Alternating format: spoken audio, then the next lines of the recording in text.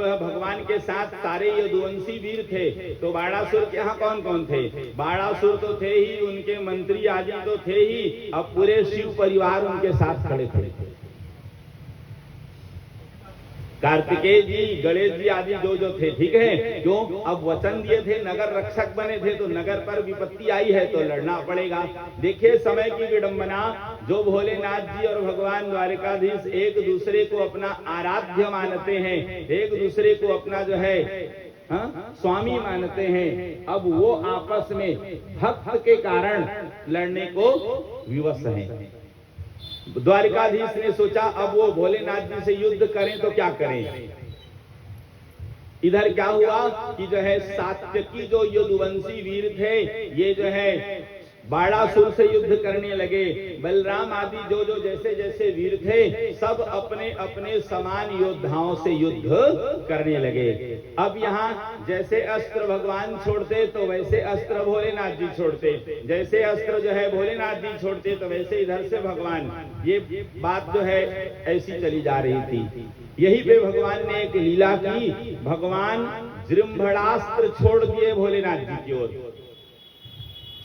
जृंभणास्त्र के प्रभाव से भोलेनाथ जी थोड़े अलसा गए, उन्हें जम्हाई आने लगी, निद्रा जो है उन्हें प्रभावित कर दी। अब भोलेनाथ जी शांत हो गए। जब भोलेनाथ जी शांत हो गए तो इस बीच भगवान को मौका मिला और भगवान अब बाणासुर की सेना का संहार करने लगे। बाणासुर ने देखा ये बात तो बिगड़ रही है, तो बाणासुर जो सात्यकी से लड़ रहे थे उनसे लड़ना बंद कर दिए और आकर के अब भगवान से युद्ध करना शुरू कर दिए। अब भगवान को लगा कि अब युद्ध करने में अच्छा होगा। फिर भगवान जो है बाणासुर की सेना का संहार तो किए ही हैं, बाणासुर को भी जो है अब उसके अस्त्र शस्त्र सब छिन्न भिन्न कर दिए। बाणासुर निशस्त्र हो गए। इस बीच इनकी एक माता थी, धर्म माता कोटरा, वो अपने पुत्र की रक्षा के लिए युद्ध स्थल में आ गई और जानबूझ करके जो है वो भगवान के सम्मुख वस्त्रहीन होकर के खड़ी हो गई।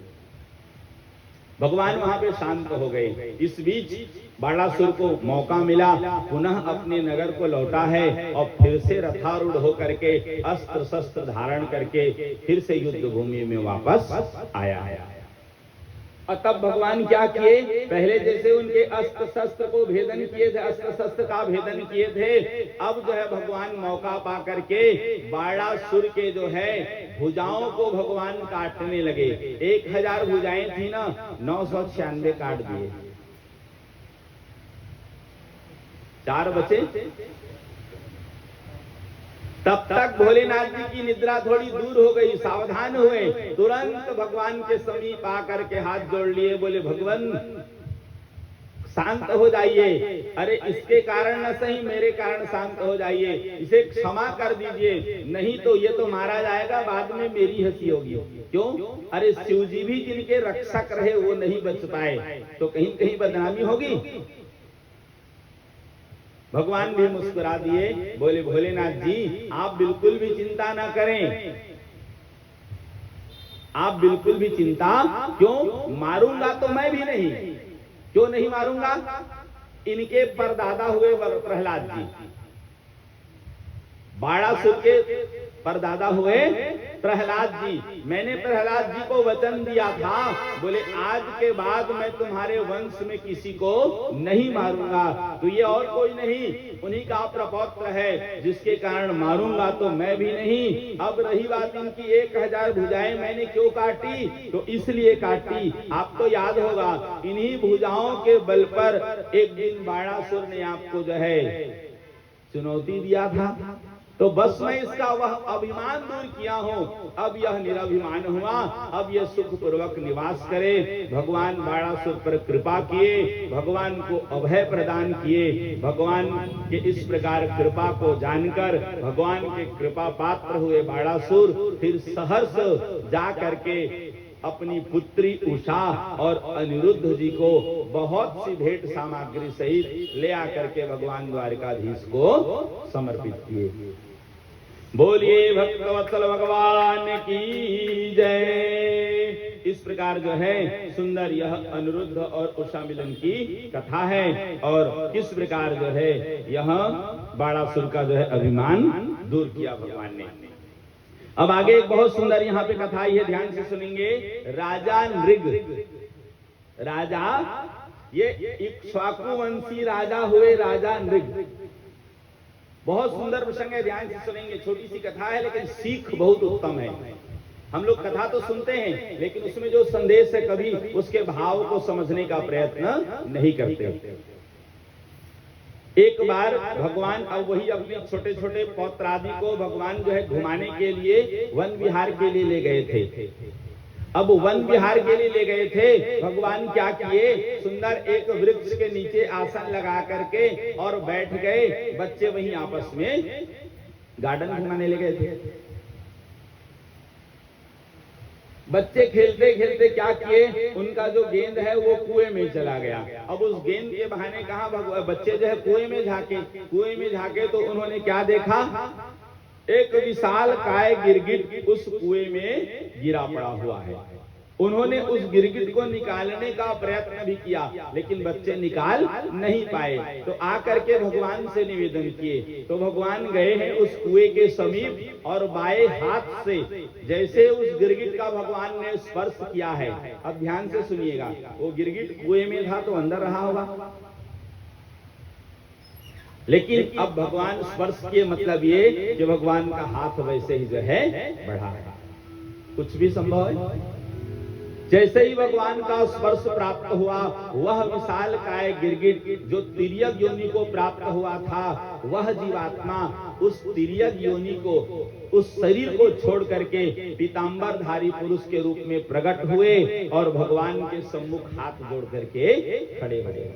प्रभु को सब पता है किंतु जानबूझ करके अनजान बनते हैं। उनसे पूछते हैं, बोले हे महात्मन आप कौन हैं और किस कर्म फल स्वरूप आपको तिर्यक योनि में आना पड़ा। राजा नृग हाथ जोड़ करके निवेदन करते हैं, बोले हे भगवान आपसे कोई बात छिपी हुई नहीं है, फिर भी आप मुझसे पूछ रहे हैं, इसलिए आपकी आज्ञा मान करके मैं आपसे निवेदन करता हूँ। राजा नृग ने क्या कहा, बोले प्रभु जब जब आपके सामने दानियों की चर्चा हुई होगी। देखिए कितनी बड़ी बात बोल रहे हैं। राजा नृग क्या कह रहे हैं, बोले जब जब आपके सामने दानियों की चर्चा हुई होगी तो मेरा नाम जरूर आया होगा। अरे असंख्य जनसंख्या असंख्य है, अनंत कहेंगे तो भी बुरा नहीं होगा, असंख्य कहना ज्यादा अच्छा होगा, जिसकी गणना संभव। इतने लोग होते हुए भी राजा नृग विश्वास से कह रहे हैं कि जब जब आपके सामने दानियों की चर्चा हुई होगी तो मेरा नाम जरूर आया। कितनी बड़ी बात है। अब क्या कहते हैं, एक बार वर्षा की बूंदें गिनी जा सकती है, धरती में कितने धूल कण हैं गिने जा सकते हैं, लेकिन मैंने कितनी गायें दान की नहीं गिनी जा सकती।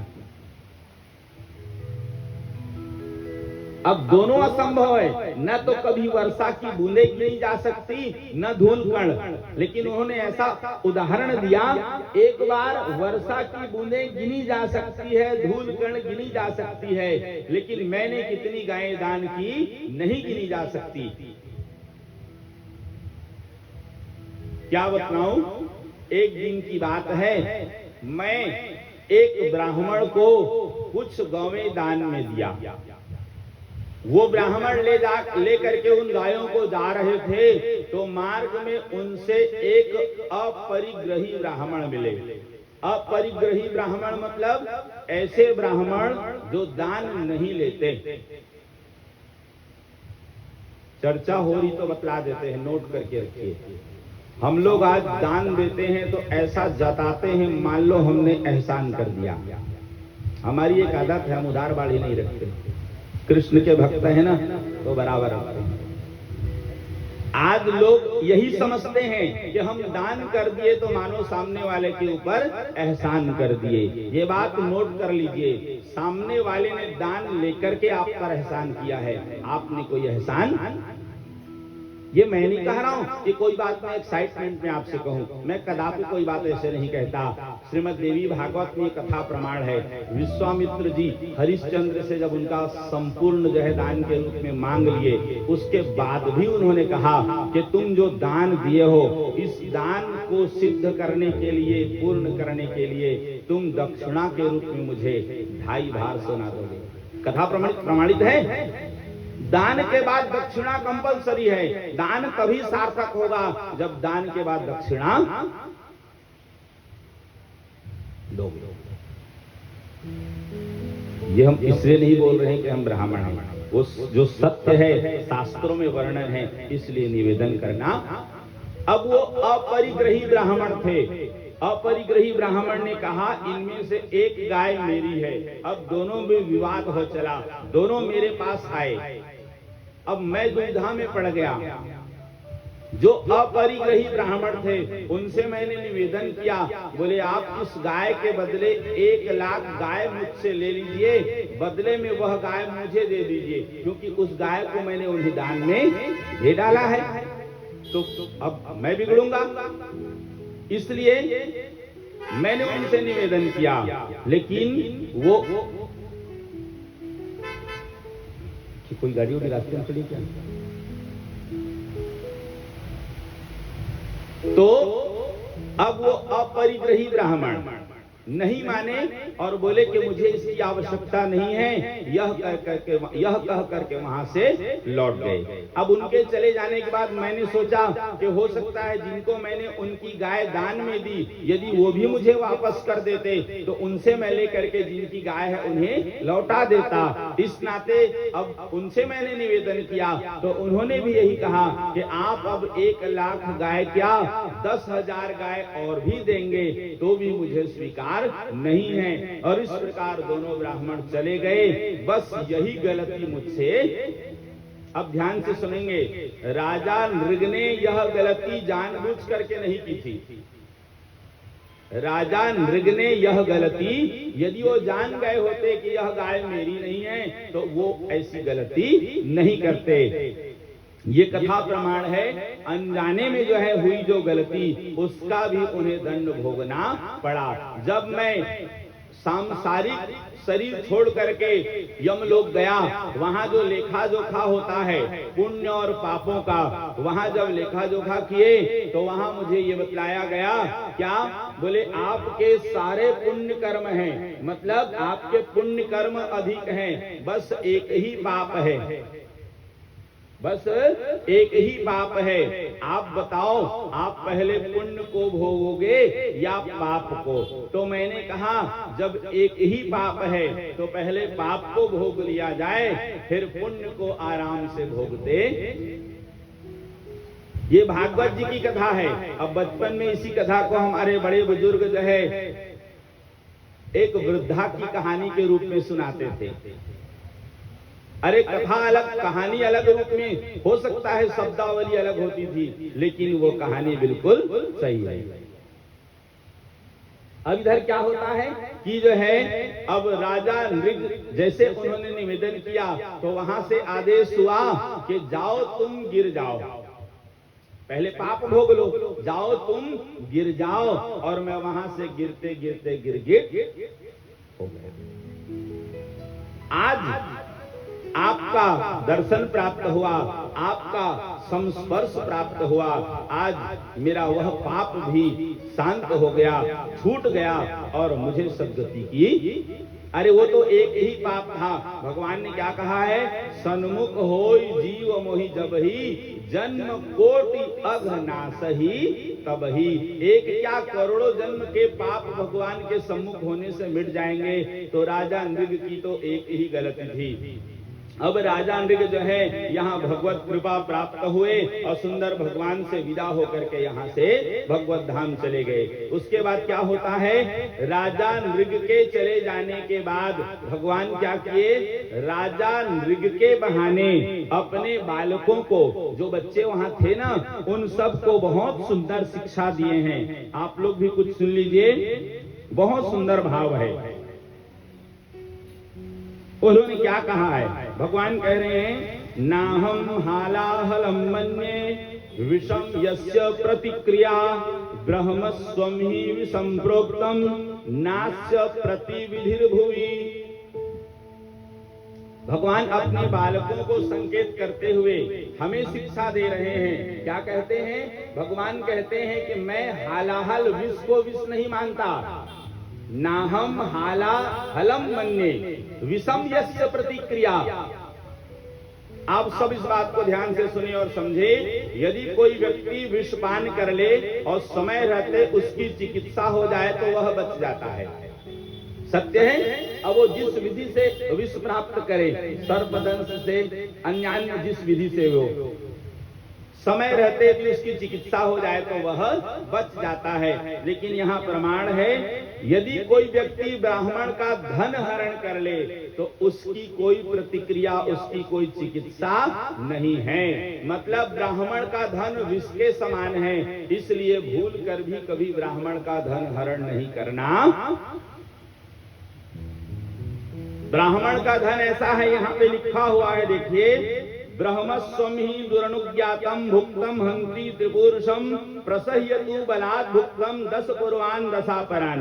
ये भागवत जी का श्लोक है, 10वें स्कंद का 64वें अध्याय का 35वें नंबर का श्लोक है। क्या कह रहा है? भगवान कहते हैं कि ब्राह्मण का धन यदि उसकी पूरी सम्मति लिए, पूरी सम्मति लिए बिना भोगा जाए, तब वह भोगने वाले, उसके लड़के और पौत्र, इन 3 पीढ़ियों को ही चौपट करता है। मतलब यदि बिना अनुमति के ग्रहण करे तो 3 पीढ़ियों का नाश होता है। परंतु यदि बलपूर्वक हट करके उसका उपभोग किया जाए तो वह 10 पहले के, 10 बाद के और 1 खुद के, 21 पीढ़ी के लोग समूल नष्ट होते हैं और नरकवास। बुरा मत माने, ज्वलंत मुद्दा है इसलिए बतला देते हैं। हम वैसे इन विषयों में इंटरेस्ट नहीं लेते, लेकिन ज्वलंत मुद्दा है तो बतला देते हैं। आज लोग, ये मैं नहीं कह रहा हूं, गरुड़ पुराण में, ये तो भागवत जी में प्रमाण बतलाया ही, गरुड़ पुराण में भी प्रमाण है। कहते हैं ना, बाल द्रव्य, स्त्री द्रव्य, ब्राह्मण द्रव्य, देव द्रव्य, गुरु द्रव्य, इनको कोई पचा नहीं सकता। आज राम मंदिर की घटना चरितार्थ है ना, भूल कर नहीं करना चाहिए। नोट कर लीजिए, उनका समूल विनाश हो जाएगा जिन्होंने किया होगा या जिन्होंने उसमें दिमाग लगाया होगा। हम बार बार कहते हैं, कबीरा खड़ा बाजार में सबकी मांगे खैर, न काहू से दोस्ती न काहू से, हमें न किसी, कहते ना, किसी पार्टी से कोई लेना देना नहीं। को नृप हो हमें कहानी, हमें तो करना है जजमानी। हमें किसी से कोई गिला शिकवा नहीं। जानकारी के लिए बतला दूं, व्यक्तिगत में अपनी बात करूं, आज तक इतनी उम्र में मैंने किसी सरकारी सुविधा का लाभ नहीं लिया, न लूंगा। मेरे पास कोई आर्ट कार्ड कुछ नहीं है, न जरूरत है, जरूरत ही नहीं है। उनके भरोसे हम रहते हैं, वो जो दे दे तो स्वीकार है, अन्यथा हमें किसी की उपकार की आवश्यकता, ये सत्य है। और ऐसे ही भगवान आगे भी बनाएंगे। बार बार आप सबसे कहूंगा, देव कार्य हेतु यदि हम कोई सहयोग न कर सके न सही, कोई सहयोग न कर सके कोई दिक्कत नहीं, लेकिन कम से कम उसमें व्यवधान उत्पन्न। 100 बात की एक बात, आपको सहयोग करते बनता है तन से, मन से, धन से। और फिर से कहूंगा, फिर एक उदाहरण दे रहा हूं, यदि आप देव कार्य हेतु कुछ भी सहयोग करते हैं तो उसका कई गुना आपको मिलेगा,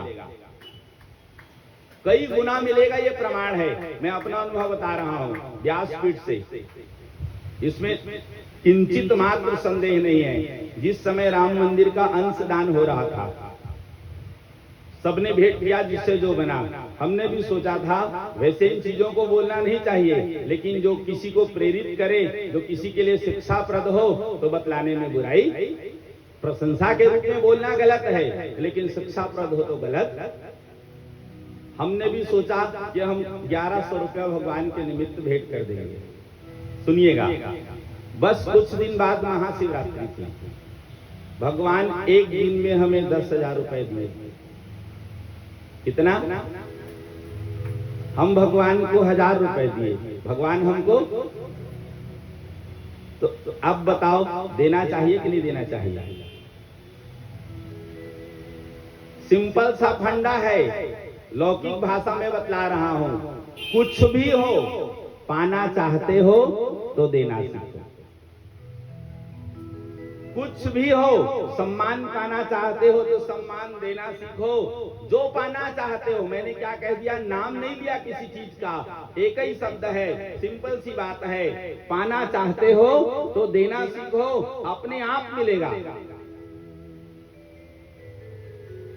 करके देखो, अनुभव की बात है, हमने तो किया है, इसलिए लंके की चोट पे बतला रहे हैं। और भगवान ने हमें दिया है। हमने अपेक्षा नहीं की, हमने उनसे कामना नहीं की, लेकिन वो जानते हैं हमारा भाव सही है तो हमारे लिए कभी कम। आज भी ऐसा है, आज भी ऐसा। फिर से एक उदाहरण बतला रहा हूं। लगभग 2005-06 के आसपास की बात है। मैंने एक भागवत कही थी जहां मुझे केवल 700 रुपए दक्षिणा मिली थी पूरे भागवत की। सुन के विश्वास नहीं होगा, लेकिन सत्य है, ऐसा हमने किया है। और वही क्रम आज भी जारी है। आज भी कहीं भी जाएं, चाहे गणेश पूजा कराएं, चाहे कहीं यज्ञ कराने जाएं, कभी हमने तोल मोल नहीं किया कि तुम हमें इतना देना। न करेंगे, इसका कोई क्या अवमूल्यन करेगा?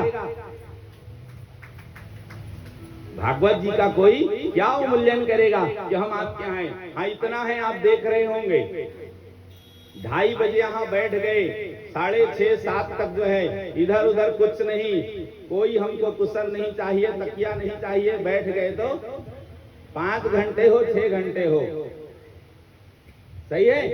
और वही आवाज, वही उत्साह जो है शुरू दिन किए तो भी पूर्णता होगी।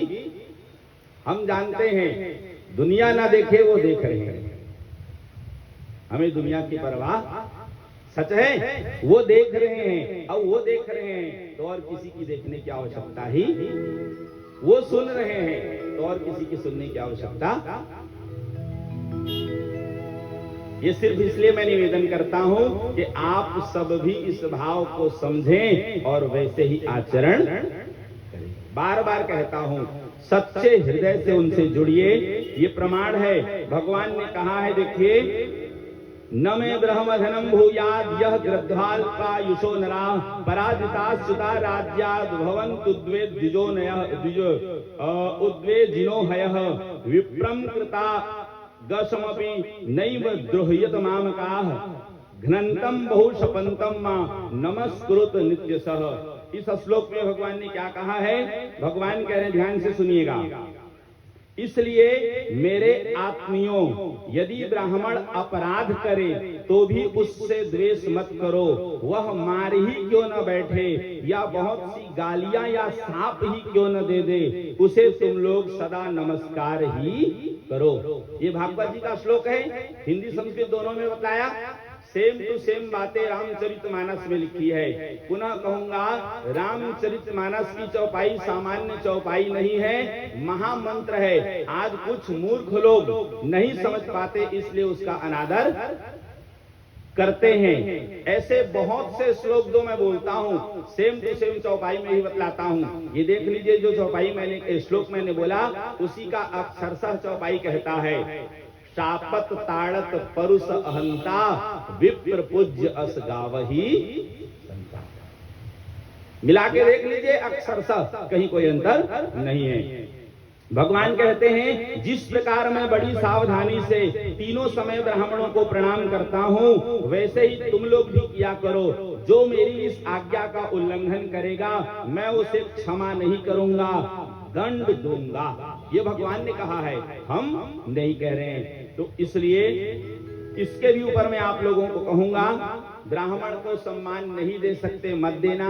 ब्राह्मण को प्रणाम नहीं करना हो, मत करना। लेकिन भूल कर भी ब्राह्मण का कभी अपमान करने की कोशिश दूसरी चौपाई कहती है, इंद्र कुलिस ममसूल विशाला, काल दंड हरि चक्र कराला, जो इनकर मारा नहीं मरई, विप्र द्रोह पावक सो जरई।